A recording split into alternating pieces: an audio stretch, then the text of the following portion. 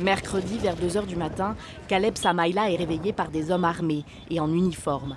Il croit d'abord à des militaires, puis comprend. Ce jour-là, je dormais au pensionnat et j'ai entendu les ravisseurs arriver dans notre dortoir. Et c'est là qu'ils ont commencé à tirer. Je suis sorti et je les ai vus. Alors j'ai couru et j'ai sauté par-dessus la grille. Il y avait d'autres étudiants en train de courir partout.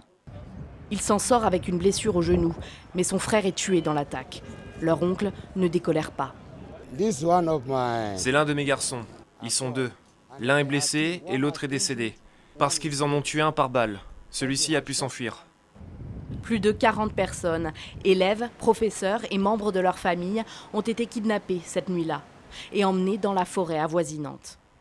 Les probables responsables, cette fois encore, ces bandes criminelles qui multiplient enlèvements contre rançon et vol de bétail. Elles se cachent dans la forêt de Rougou qui s'étend sur 4 États du nord et de l'ouest du Nigeria, dont celui où se trouve la ville de Kagara, l'État du Niger. Je n'arrive plus à dormir depuis l'incident. Le gouvernement doit sauver mon fils.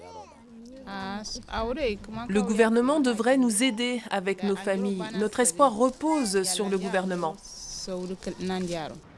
Le gouvernement local assure que l'armée et la police suivent les preneurs d'otages à la trace à l'aide d'un hélicoptère. Il y a 2 mois, près de 350 adolescents avaient été libérés après une semaine de captivité dans l'état de Katsina. Leurs kidnappeurs avaient agi pour le compte de Boko Haram.